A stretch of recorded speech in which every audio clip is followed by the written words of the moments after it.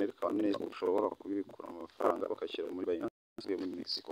Uraza rero muri Binance yawe ukareba hano kuri wallet hano hasi, hanyuma ukareba aho handitse deposit. Deposit rero ubu ugiye gutora aderese ya Litecoin, urayisacinga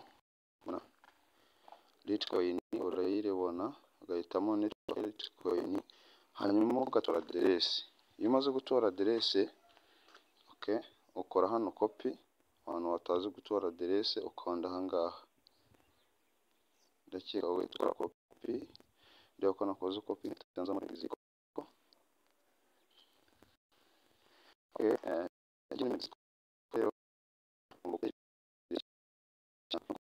muri Mexico tugomba twahinduramo Litecoin, hanyuma isubiramo Litecoin bikuza kwitora.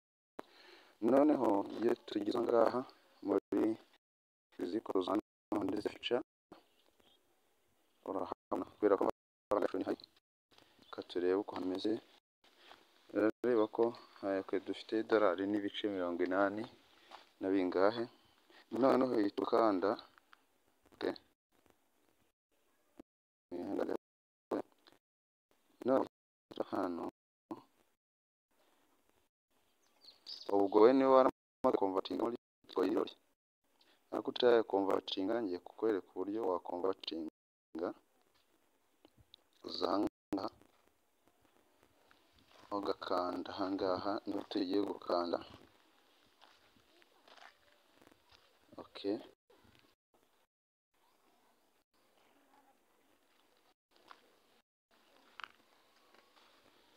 okay, iyo umaze gukanda rero uraza kureba transfer. Tugiye gukura amafaranga muri future tuyashyire muri spot. Urabizi ko future igomba kuba iri hejuru, tukabihindura future dufiteho rya $80, hanyuma tugashyiraho yose ariho tugereka transfer. Ubwo tugiye gukora trade muri spot. Okay, hano muri spot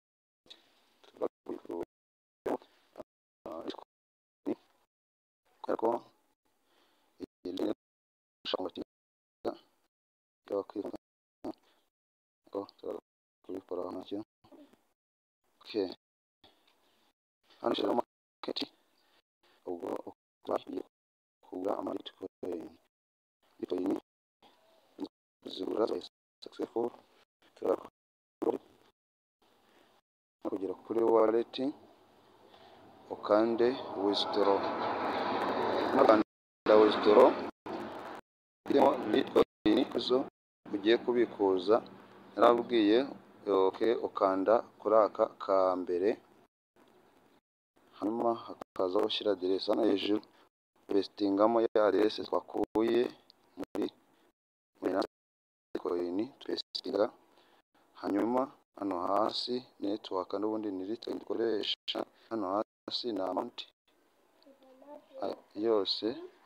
Hanyuma urabona ko hasazaho kano kantu ka withdraw, akangaka nani confirm. Dukora confirm, bagahita bakubwira ngo okay, ugiye kubikura ni aderese n'iriya mwayibonye, niyo twakuye aderese. Murabyibuka neza ko tuyiri Binance turebe koko aderese n'iriya ya Litecoin kuri network ya Litecoin nibyo. Hanyuma dukore confirm withdraw, ntabwo bitinda, ni ibintu bidasaba igihe kinini. Abantu rimwe ubona byabacanze, dutegereze ifunguke. Okay, katurindire bazajya ari amanetwork aba agenda gake. Hanyuma dutegereze turebe.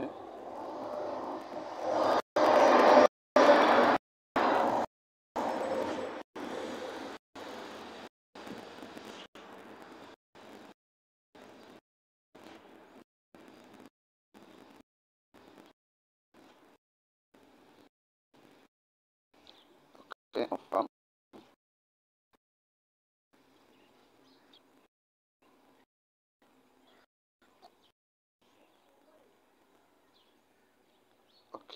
Ahangaha hari uburyo bwo kwandika pasiki ukoresha, ariko ibyo ngibyo ntabwo ari byo ndi buze gukora.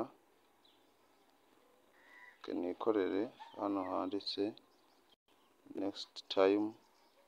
next time rero ndaza kuzana aderese nyikuye muri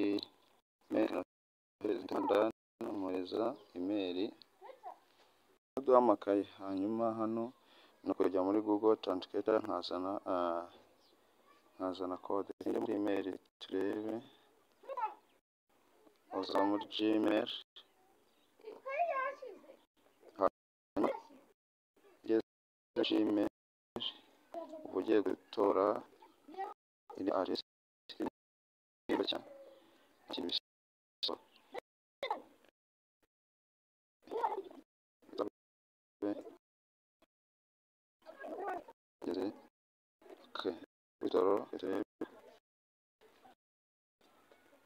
reba email usanzwe ukoresha ni iyi ngiyi, reba ko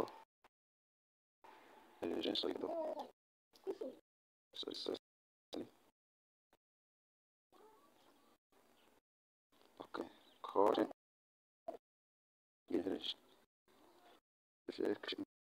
kandi ukomeza hanyuma ugakora kopi